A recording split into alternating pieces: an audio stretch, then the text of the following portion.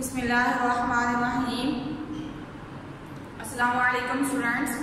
आज हम पढ़ेंगे 10th class chemistry chapter number 11 organic chemistry. Organic chemistry में जो आज का हमारा टॉपिक है वो है sources of organic compound. Organic compound के सोर्सेज। सबसे पहले तो हम ये वर्ड को समझते हैं कि सोर्सेज किसको बोलते हैं। सोर्सेज बोलते हैं जराए को।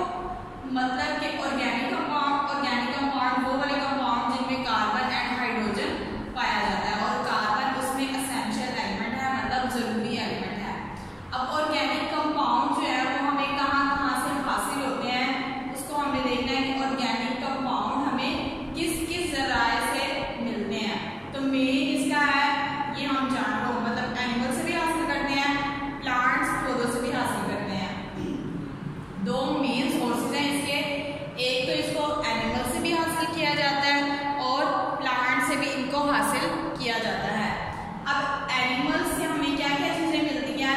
हमें प्रोटीन्स मिलती हैं, ऑयल्स एंड फैट्स मिलते हैं। एनिमल्स के जो सोर्सेज हैं ऑर्गेनिक कंपाउंड जो है वो एनिमल्स में पाए जाते हैं।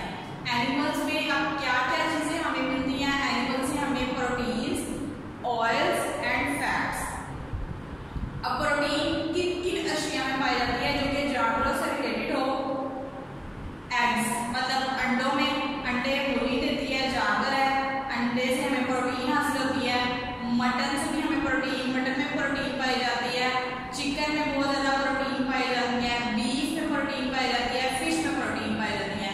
अभी देखिए ये सारी चीजें रिलेटेड है एनिमल से। फिश भी एनिमल, बीफ जो हमें हासिल होता है वो भी एनिमल से होता है, चिकन भी हमें एनिमल से ही हासिल होता है, मटन भी हमें एनिमल से ही हासिल होता है, एग्स अंडे भी हमें एनिमल से ही हासिल होते हैं। और इन सब में प्रोटीन्स पाई जाती है। और प्रोटीन्स क्या है? वो ऑर्गेनिक कंपाउंड है, मतलब प्रोटीन में कार्बन एंड हाइड्रोजन के कंपाउंड्स पाए जाते हैं। नेक्स्ट हमारे पास है ऑयल्स एंड फैट्स। अब ऑयल हमें कहाँ से मिलता है? मिल्क, दूध में फैट पाई जाती है। दूध भी हमें किससे मिलता है? जानवर से, गाय से हमें हासिल होता है। बटर, मक्खन, दूध से हम मक्खन बनाते हैं। चीज, पनीर, दूध से ही चीज बनाई जाती है। तो इनमें क्या पाई जाती है? फैट्स पाई जाती है और ऑयल्स पाए जाते हैं। और ये क्या है? ऑर्गेनिक कंपाउंड है। अब हम देखते हैं प्लांट से कि हमें प्लांट से किस किस तरह से मिलती है। प्लांट्स, लाइव प्लांट्स, जिंदा पौधों से भी हमें ऑर्गेनिक कंपाउंड हासिल होते हैं। डेड प्लांट्स, उनसे भी हमें ऑर्गेनिक कंपाउंड हासिल होते हैं। पहले लाइव प्लांट्स में देखते हैं। इनमें सबसे पहले है कार्बोहाइड्रेट्स हमें मिलती हैं प्लांट से, प्रोटीन्स मिलते हैं, विटामिन्स मिलते हैं, ऑयल्स मिलते हैं। अब जो कार्बोहाइड्रेट्स हैं वो हमें कहाँ से हासिल होते हैं? व्हीट, गंदम से, मेज, मकई से, पोटैटोस, आलूओं में कार्बोहाइड्रेट पाए जाते हैं। बारले, बाजरे में कार्बोहाइड्रेट पाए जाते हैं। राइस, चावलों में बहुत ज्यादा अमाउंट में कार्बोहाइड्रेट्स पाए जाते हैं। और ये हमें देखें गंदम, मकई, आलू, बाजरा, चावल, ये सारे हमें प्लांट से, पौधों से हासिल होते हैं। और इनमें क्या पाया जाता है? कार्बोहाइड्रेट पाया जाता है। कार्बोहाइड्रेट ऑर्गेनिक कंपाउंड है। नेक्स्ट हम बात करते हैं प्रोटीन्स की। प्रोटीन्स किन किन में पाए जाते हैं? पल्सेस, दालों में जितनी भी दालें हैं उनमें प्रोटीन्स पाई जाती है। यहाँ पे भी प्रोटीन था लेकिन वो एनिमल के सोर्सेज में था। प्लांट के सोर्सेज में देखते हैं हमें पल्सेस, दालें हमें प्लांट से हासिल होती हैं। दालों में भी प्रोटीन पाई जाती है। बीन्स, फलियों में भी प्रोटीन पाई जाती है। और प्रोटीन क्या है? ऑर्गेनिक कंपाउंड है। विटामिन्स, एप्पल, सेब में, ऑरेंज, माल्टा, बनाना, केले, इनमें हमें विटामिन्स हासिल होते हैं और ये ऑर्गेनिक कंपाउंड है। अब हमें ऑयल्स, प्लांट से हमें ऑयल्स भी हासिल होते हैं। प्लांट्स जो पौधे हैं उनके बीजों से हमें, उनके जो सीड्स होते हैं, उनके जो बीज होते हैं उससे हमें ऑयल्स हम उनसे हासिल करते हैं। जैसे कि पाम ऑयल, ऑलिव ऑयल, जैतून का तेल, सोयाबीन ऑयल, सनफ्लावर ऑयल, ये हमें सारे के सारे ऑयल जो है वो किससे हासिल होते हैं? प्लांट से हासिल होते हैं। अब हम बात करते हैं डेड प्लांट्स की कि अगर पौधे मर जाते हैं फिर भी हमें फायदा देते हैं। अब मर जाने के बाद पौधे किस में कन्वर्ट हो जाते हैं? कोल में, कोयले में, पेट्रोलियम में और गैस हमारे पास जो नेचुरल गैस, कुदरती गैस, मीथेन है जो हम घरों में चूल्हा जलाने के लिए भी यूज करते हैं, उसके वो गैस है मीथेन गैस। अब हमें जब पौधे मर जाते हैं डेड प्लांट, उनसे हमें कोल, पेट्रोलियम और गैस हासिल होते हैं। और ये तीनों क्या है? Organic compound. इनमें कार्बन पाया जाता है। तीनों में जो है वो कार्बन पाया जाता है। अब जितने भी यहाँ पे हमने सोर्सेज लिखे हैं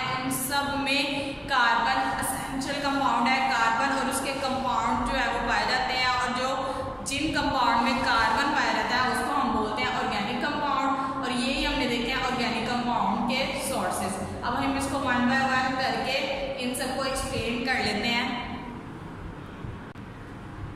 अब हम सबसे पहले बात करेंगे कोयले की, जो कि हमें डेड प्लांट से हासिल होता है, ऑर्गेनिक कंपाउंड। अब हम देखते हैं कि इसमें क्या क्या पाया जाता है और इसकी ज़ाहिरी हालत क्या होती है और ये किस तरह से बनता है, फॉर्मेशन इसकी किस तरह से होती है। सबसे पहले तो हम कोल की डेफिनेशन देखेंगे। डेफिनेशन में क्या है, कॉम्प्लेक्स मिक्सचर है, पेचीदा मिक्सचर है। पेचीदा मतलब पेचीदा कहते हैं मुश्किल सा हो, समझ में ना आए। कॉम्प्लेक्स मिक्सचर है किस का, कार्बन का, हाइड्रोजन का एंड ऑक्सीजन का।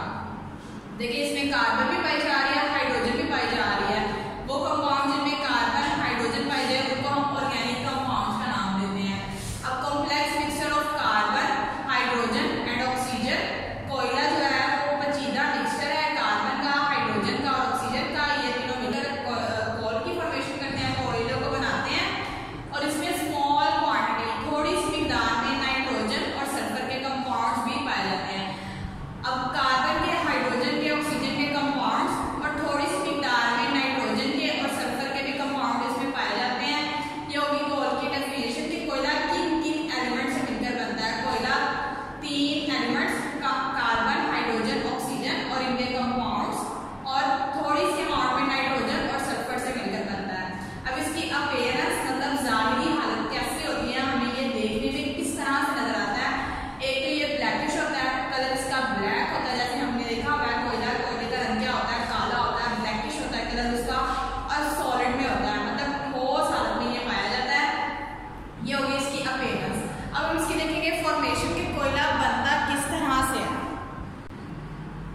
फॉसिल फ्यूल्स हम कहते हैं natural gas, coal and petroleum, इन तीनों को हम बोलते हैं फॉसिल फ्यूल्स। और फॉसिल फ्यूल्स बनते किस तरह से है, जबकि डेड प्लांट्स एंड एनिमल्स जब ये मर जाते हैं, गल सड़ जाते हैं, जमीन के नीचे ज़ेरे जमीन दफन हो जाते हैं, तो वो फिर कन्वर्ट हो जाते हैं फॉसिल फ्यूल्स में। फॉसिल फ्यूल में पहला जो है वो कोल है, कोयला है। अब ये किस तरह से बनता है, फॉर्मेशन इसकी क्या, बनना इसका मतलब ये किस तरह से बनता है। सबसे पहले तो क्या होता है, डीकम्पोजिशन ऑफ डेड प्लांट्स। जब जो पौधे हैं वो सैलाब की वजह से, तूफान आने की वजह से गिर जाते हैं, दरख्त इतने बड़े बड़े गिर जाते हैं और वो वहीं पे पड़े रहते हैं। और फिर थोड़ी देर बाद क्या होता है कि कुछ अरसा गुजरने के बाद वो कीचड़ में और फिर मिट्टी में ये कन्वर्ट हो जाते हैं और नीचे ज़ेरे ज़मीन दबते रहते हैं। वो कच्ची जगह होती है, वहाँ पे नीचे क्या होता है, ये ज़ेरे ज़मीन दफन होते जाते हैं, नीचे चलते जाते हैं, नीचे चलते जाते हैं और इनकी हो जाती है फिर डीकम्पोजिशन। ये डीकम्पोजिशन का काम जो है वो बैक्टीरिया करते हैं। अब कोयले की जो फॉर्मेशन है उसके लिए कुछ कंडीशंस है। एक तो हाई टेम्परेचर, ज़ेरे ज़मीन जब हम नीचे चले जाते हैं तो उसमें टेम्परेचर जो होता है वो बहुत ज़्यादा हाई होता है, गर्मी बहुत ज़्यादा होती है, हीट होती है बहुत ज़्यादा। हाई प्रेशर, प्रेशर कहाँ से पड़ रहा है, नीचे जब दबता जा रहा है तो ऊपर से क्या पड़ता जा रहा है, प्रेशर पड़ता जा रहा है। ये नीचे नीचे नीचे नीचे प्लांट्स जो है वो जाते जा रहे हैं और ऊपर से ज़मीन का जो इसके ऊपर प्रेशर है वो पड़ता जा रहा है, बहुत ज़्यादा प्रेशर हो जाता है। एब्सेंस ऑफ एयर, हवा की गैर मौजूदगी। अब नीचे जब चले जाएंगे ज़ेरे ज़मीन तो वहाँ पे तो हवा नहीं होगी, हवा की गैर मौजूदगी में बायोकेमिकल प्रोसेस। अब बायो मीन होता है लाइफ, वहाँ पे कौन सी वाली लाइफ पाई जाती है, वहाँ पाए जाते हैं बैक्टीरिया। वो स्लो बायोकेमिकल प्रोसेस करते हैं, मतलब इनकी डीकम्पोजिशन करते हैं प्लांट्स की। प्लांट्स की जब डीकम्पोजिशन मतलब तोड़ फोड़ की जाती है तो वो फिर कन्वर्ट हो जाता है कोल में और इसको बनने में अबाउट 500 मिलियन ईयर्स, 500 मिलियन साल लगते हैं कोयले की फॉर्मेशन के लिए, कोयला बनने के लिए। और ये जो है एक दोबारा से इसको जो है रीन्यूएबल नहीं किया जा सकता, मतलब एक बार कोयला खराब हो गया तो उसी से हम दोबारा उसको नहीं बना सकते।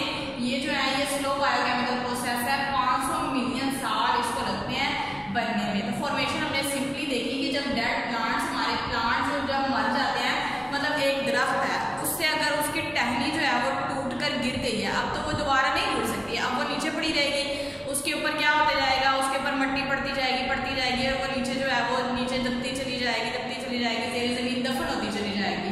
अब जब ज़ेरे ज़मीन दफन हो जाएगी तो वहाँ पे हीट भी है, टेम्परेचर भी है, ऊपर से ज़मीन का प्रेशर भी बढ़ता जा रहा है, हवा भी नहीं है, बैक्टीरिया वहाँ पे होते हैं जो कि उसकी डीकम्पोजिशन कर देते हैं और इसको तकरीबन 500 मिलियन साल लगते हैं। 500 मिलियन साल के बाद वो कन्वर्ट हो जाता है कोयले में, कोल में कन्वर्ट हो जाता है। अब यहाँ पे मैंने एक डेफिनेशन लिखी हुई है, लकड़ी की कोयला में तब्दीली, कार्बनाइजेशन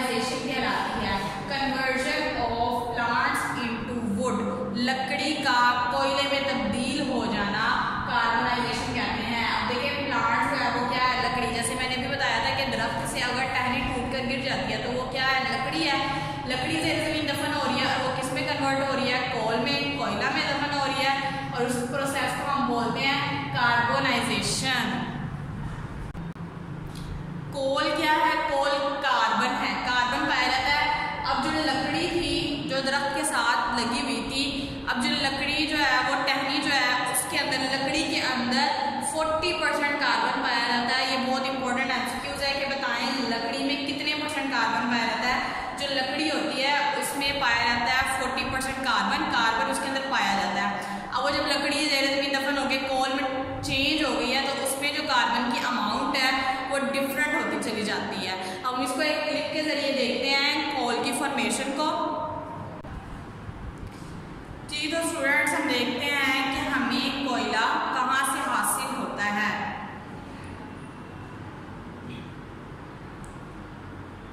जमीन पर बहुत दरख्त और पौधे पाए जाते हैं। बहुत साल पहले जमीन में सिर्फ दरख्त और पौधे ही पाए जाते थे।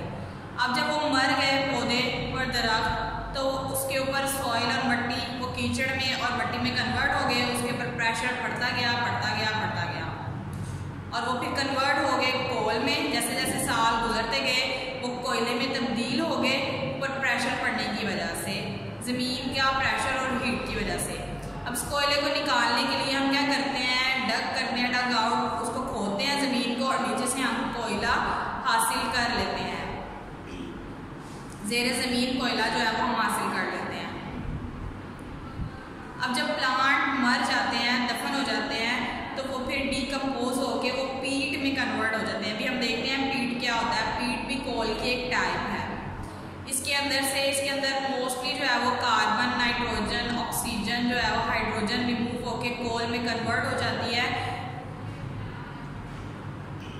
क्लासिफाई किया जाता है कोल में कार्बन कंटेंट की वजह से, मतलब जिस कोयले में जितना ज़्यादा कार्बन पाया जाएगा उसमें उतनी ही ज़्यादा हीट प्रोड्यूस होगी, उतना ही ज़्यादा वो जलेगा।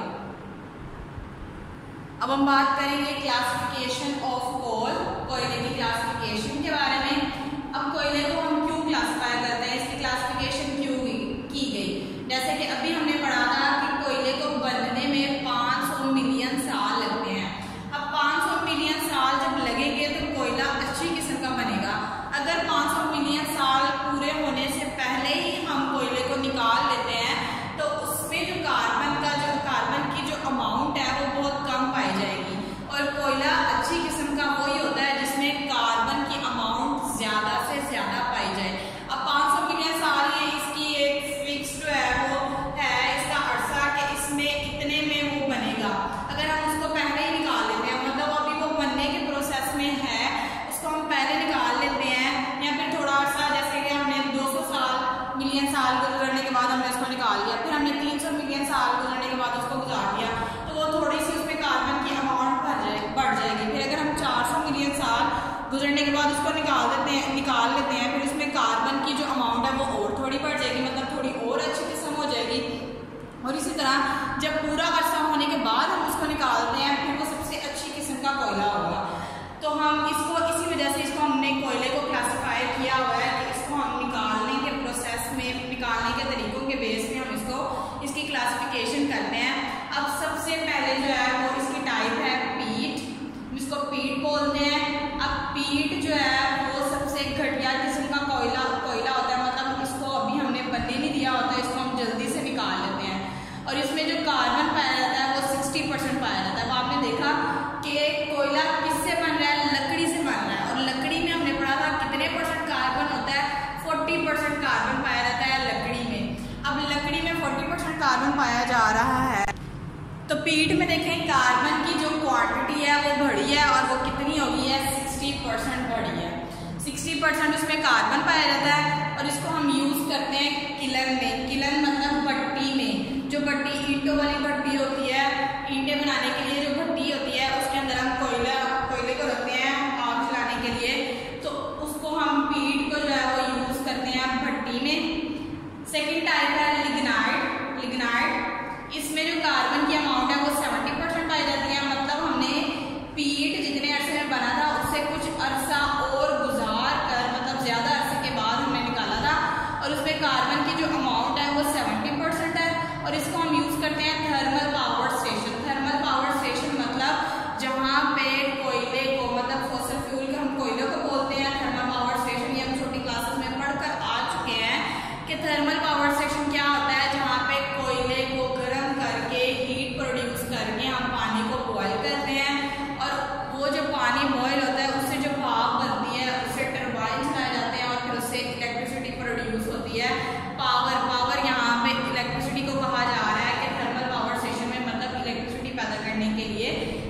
लिग्नाइट का इस्तेमाल करते हैं। थर्ड जो टाइप है वो है बिटुमिनस। अब जो बिटुमिनस है इसमें 80% जो है वो कार्बन पाया जाता है और इसको हम यूज करते हैं घरेलू इस्तेमाल में। घरेलू इस्तेमाल मतलब जैसे पहले गैस नहीं होती थी, गैस नहीं थी तो हम कोयले को जलाकर अपना जो घर का काम था खाना वगैरह पकाने का वो करते थे। घरेलू इस्तेमाल के लिए हम इसको यूज करते हैं बिटुमिनस को। लास्ट टाइप इज एंथ्रासाइड और इसमें जो कार्बन की मिकदार पाई जाती है वो 90%, मतलब सबसे अच्छी किस्म का ये कोयला होता है और इसको हम यूज करते हैं इंडस्ट्री में मुख्तलिफ प्रोडक्ट्स बनाने के लिए। अब मैं आपको इमेजेस से दिखा देती हूँ। अब ये सबसे पहले जो है वो है पीट। देखिए जरा, ये पीट नजर आ रहा है आपको, सबसे घटिया किस्म का ये कोयला है।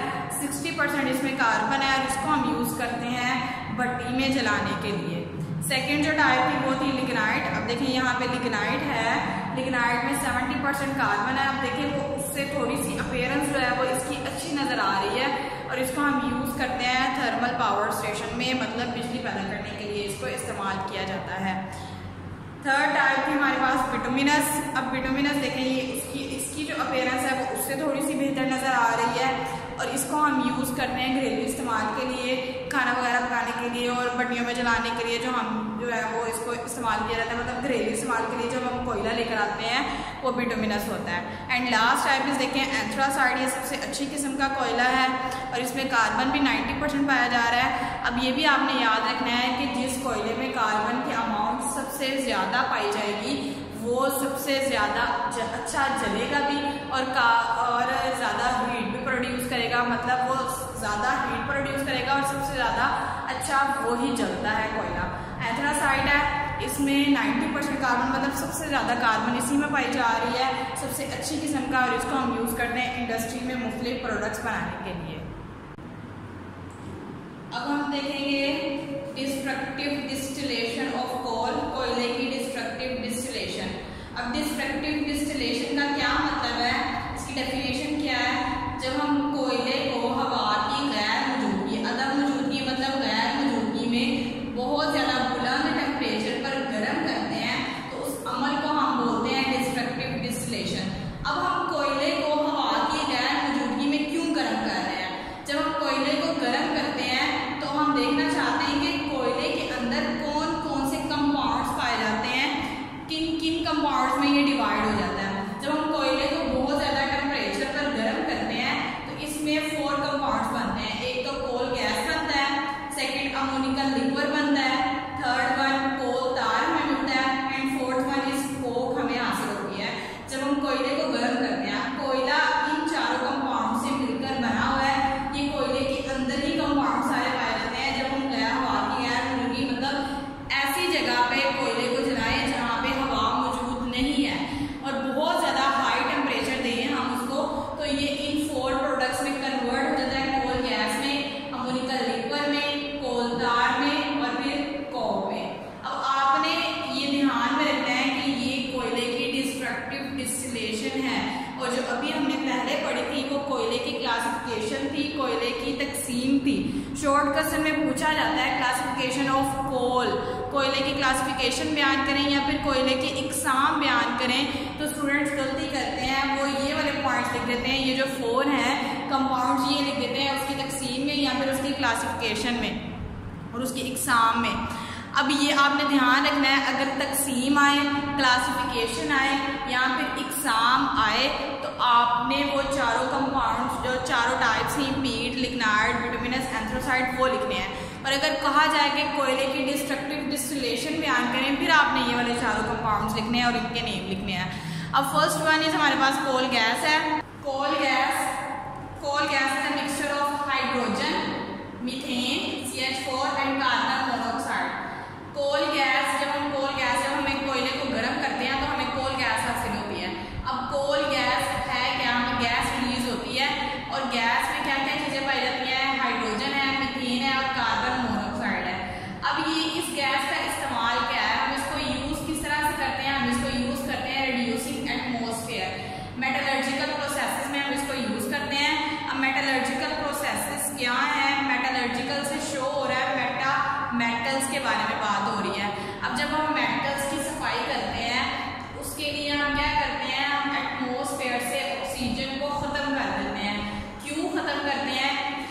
अगर ऑक्सीजन किसी भी मेटल के साथ में रिएक्ट करेगी तो वो उसको जंग लगने का बायस बनती है, क्योंकि तब तो उसके ऊपर कोई पेट वगैरह नहीं हुआ था, मेटल होती है खाली, ऑक्सीजन उसके साथ में रिएक्ट करेगी तो उसको फौरन जंग लग जाएगा। तो हम कोल गैस को यूज करते हैं रिड्यूसिंग एटमॉस्फेयर को, मतलब एटमॉस्फेयर से ऑक्सीजन को खत्म करने के लिए। जब वो वाली जगह जहाँ पे हम मेटलर्जिकल मतलब मेटल को साफ कर रहे हैं तो वहाँ पे हम कोल गैस का क्या करते हैं, स्प्रे करते हैं। जब कोल गैस का स्प्रे करते हैं तो वहाँ पे जितनी भी ऑक्सीजन होती है एटमॉस्फेयर में वो सारी की सारी कोल गैस के साथ में रिएक्शन कर जाती है और वो खत्म हो जाती है। फिर हम इजीली जो मेटल है उसकी हम उसको सफाई कर सकते हैं या फिर उसको निकाल सकते हैं। सेकेंड है हमारे पास अमोनिकल लिक्विड। अब अमोनिकल नाम जाहिर हो रहा है, इसमें क्या होगा, अमोनिया लिक्विड, वर्ड लिक्विड से रिलेट कर रहा है तो मतलब क्या होगा, लिक्विड कोई भी चीज होगी उसमें हम वाटर। अमोनिकल लिक्विड जो है वो मिक्सचर है जिसमें क्या क्या पाया जाता है, हमारे पास एक तो अमोनिया पाई जाती है और वाटर, इन दोनों के मिक्सचर को हम बोलते हैं अमोनिकल लिक्विड। इन दोनों का सोल्यूशन होता है और इसको हम किसके लिए यूज करते हैं, हम इसको यूज करते हैं नाइट्रोजीनियस फर्टिलाइजर। फर्टिलाइजर बोलते हैं खादें वगैरह बनाने के लिए।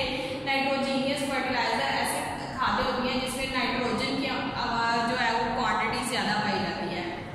फॉर एग्जाम्पल हमारे पास ये जो अमोनिकल लिक्विड है इसका हम रिएक्शन करवाते हैं सल्फ्यूरिक एसिड के साथ तो वो हमें देता है अमोनियम सल्फेट। पर अमोनियम सल्फेट एक बहुत ही अच्छी फर्टिलाइजर है, खाद है, तो इसको हम ज़राअत वगैरह के में इसका इस्तेमाल करते हैं।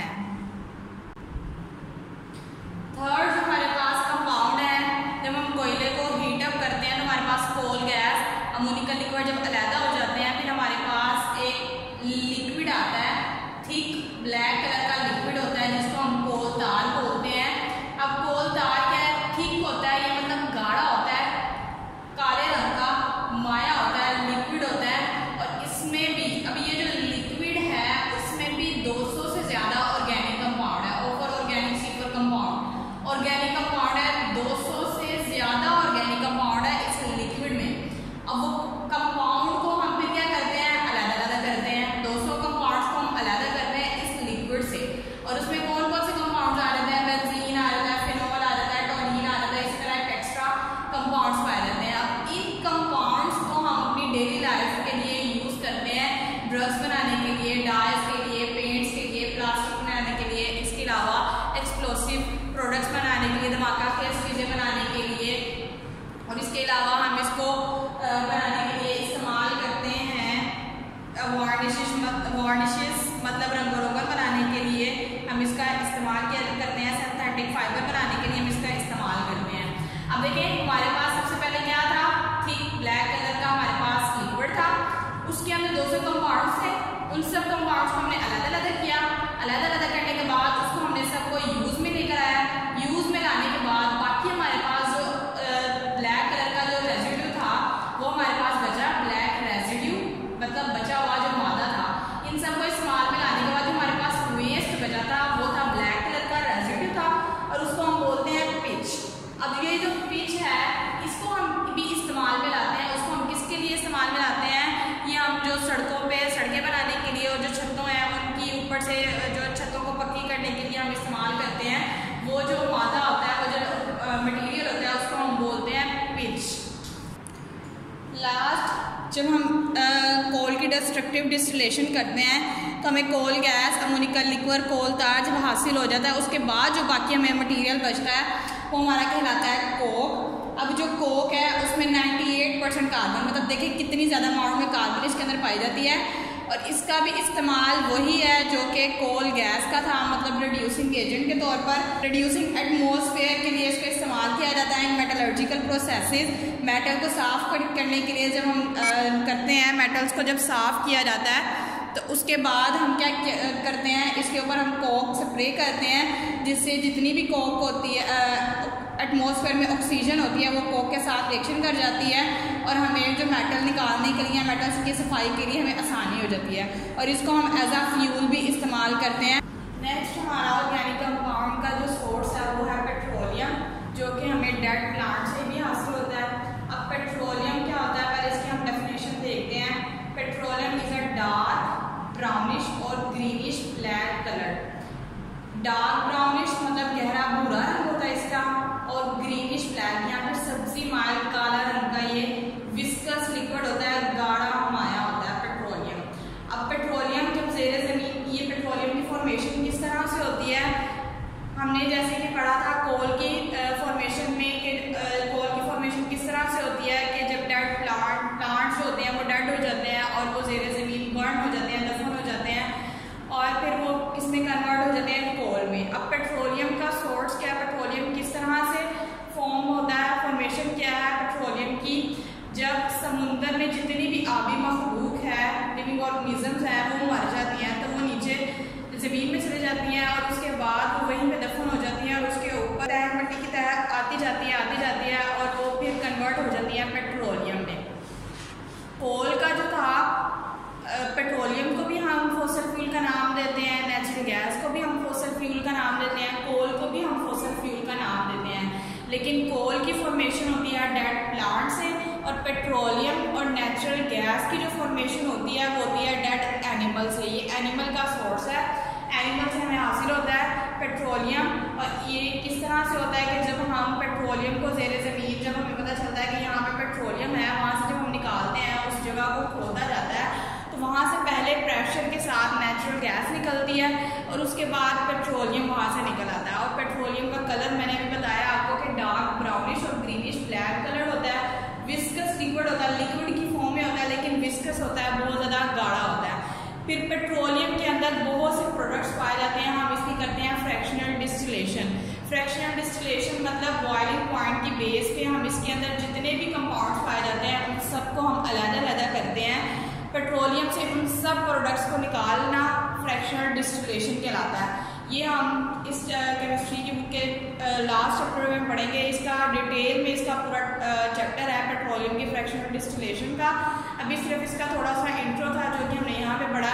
अब हम नेक्स्ट देखते हैं नेचुरल गैस। नेचुरल गैस मतलब कुदरती गैस जो कि हम घरों में चूल्हों में भी इस्तेमाल करते हैं। इसका फॉर्मूला होता है CH4 मीथेन, इसको हम बोलते हैं। इसकी डेफिनेशन देखें, लो मोलिक्यूलर मैस। इसका जो मोलिक्यूलर मैस होता है मतलब इसका जो वेट होता है वो बहुत ज़्यादा लो होता है ऑफ हाइड्रोकार्बन। अब हाइड्रो मतलब हाइड्रोजन, कार्बन मतलब कार्बन। ऐसे कंपाउंड जिनमें कार्बन और हाइड्रोजन पाया जाए उसको हम बोलते हैं हाइड्रोकार्बन। और अगर हम ऑर्गेनिक कंपाउंड की डेफिनेशन देखें तो उसमें भी यही था कि ऐसे कंपाउंड जिनमें कार्बन और हाइड्रोजन पर मुश्तमिल होते हैं उनको हम ऑर्गेनिक कंपाउंड का नाम देते हैं। ऑर्गेनिक कंपाउंड कह लें या हाइड्रोकार्बन कह लें, एक ही बात है। अब नेचुरल गैस जो है उसमें क्या पाए जाते हैं, कार्बन और हाइड्रोजन के एलिमेंट्स पाए जाते हैं या फिर उनके कंपाउंड्स पाए जाते हैं। और वो वाले कंपाउंड्स पाए जाते हैं जिनका मोलिक्यूलर मैस जो होता है वो बहुत ज़्यादा लो होता है। इसमें कौन कौन से कंपाउंड आ जाते हैं, इसमें आता है इथेन, प्रोपेन, ब्यूटेन। जैसे कि प्रीवियस लेक्चर में मैंने आपको काउंटिंग याद करवाई थी, एथ मतलब 2, मतलब इनका मोलिक्यूलर मास देखें, कार्बन इसमें 2 है, प्रोपेन प्रोप मतलब 3, इसमें 3 हो गया कार्बन, ब्यूट मतलब 4, इसमें 4 वाला कार्बन आएगा। तो मतलब देखिए 4 तक आ रहा है, ये बहुत ही इसका मोलिक्यूलर मास जो है इन सबका बहुत ज़्यादा लो होता है। और इसमें मीथेन भी पाई जाती है। अब मीथेन जो है वो 85% हाइड्रोकार्बन है। देखिए कार्बन और हाइड्रोजन पाया जा रहा है, मीथेन हाइड्रोकार्बन है। सबसे ज़्यादा जो इसमें पाई जाती है वो मीथेन पाई जाती है और वो कितने परसेंट होती है, 85%। बाकी जो 15% है वो इथेन, प्रोपेन एंड ब्यूटेन पाए जाते हैं नेचुरल गैस के अंदर, हाइड्रोकार्बन है ये। अब यूज़ इसका क्या है, इसको एज अ CNG गैस के तौर पर यूज़ किया जाता है। CNG मुखफ़िफ़ है, C for compressed, N for natural, G for gas. CNG के तौर पर भी इसको इस्तेमाल किया जाता है। इसको कार्बन ब्लैक बनाने के लिए भी इस्तेमाल किया जाता है, फर्टिलाइज़र बनाने के लिए इसको इस्तेमाल किया जाता है, होम में घरों में इसका इस्तेमाल है। खाना पकाने के लिए हम चूल्हों में जो चूल्हा जलाते हैं तो जो गैस निकलती है वो मीथेन ही होती है, नेचुरल गैस होती है। और इसका इस्तेमाल इंडस्ट्रीज़ में भी किया जाता है मुख्तलिफ प्रोडक्ट्स बनाने के लिए। अब हम इसको एक क्लिप के ज़रिए समझेंगे कि किस तरह से पेट्रोलियम और नेचुरल गैस की फॉर्मेशन होती है। तो देखते हैं एक क्लिप में। देखिए पेट्रोलियम का कलर आपको नज़र आ रहा होगा, ब्लैक कलर का है ये। फॉर्मेशन ऑफ पेट्रोलियम,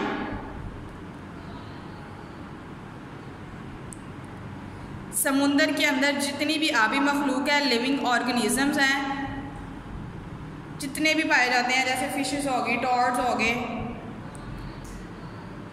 अब ये जब डेड हो जाते हैं, मर जाते हैं, तो ये नीचे ज़मीन पे आके गिर जाते हैं और वहीं पे जो है दफन होते जाते हैं। इनके ऊपर मिट्टी की तह चढ़ती जाती है और हज़ारों साल गुजरने के बाद हाई टेम्परेचर, एक तो नीचे टेम्परेचर बहुत ज़्यादा है और ऊपर से प्रेशर पड़ा होता है, तो ये कन्वर्ट हो जाते हैं पेट्रोलियम में और नेचुरल गैस में। सबसे नीचे वाटर की लेयर होती है, पानी होता है, उसके ऊपर पेट्रोलियम होता है, फिर नेचुरल गैस। जब हम इसको खोदते हैं तो सबसे पहले नेचुरल गैस प्रेशर के साथ निकल आती है बाहर। जब सारी की सारी नेचुरल गैस निकल आती है फिर पेट्रोलियम निकलता है, और पेट्रोलियम जो है वो नॉन रीन्यूएबल सोर्स है हाइड्रोकार्बन का। नेक्स्ट जो हमारा सब टॉपिक है वो है प्लांट्स, मतलब पौधे। अब प्लांट्स क्या होते हैं? मैक्रोमोलिक्यूल्स। मैक्रोमोलिक्यूल्स मतलब जिनका मोलिक्यूलर वेट ज़्यादा होता है। इनमें कौन कौन से आ जाते हैं? कार्बोहाइड्रेट। प्लांट्स से हमें कौन कौन से सोर्सेज होते हैं? कार्बोहाइड्रेट्स हमें मिलते हैं, प्रोटीन्स, ऑयल्स एंड वाइटामिन। जो हमने इस टॉपिक के स्टार्ट में सोर्सेज देखे थे, हमने देखा था प्लांट से हमें कार्बोहाइड्रेट मिलते हैं, प्रोटीन, ऑयल्स एंड वाइटामिन। हमने देख भी लिया था कि कार्बोहाइड्रेट किन किन चीज़ों में पाई जाती है, प्रोटीन किन किन चीज़ों में पाई जाती है, ऑयल्स हमें किस तरह से मिलते हैं एंड वाइटामिन हमें कहाँ कहाँ से हासिल होते हैं।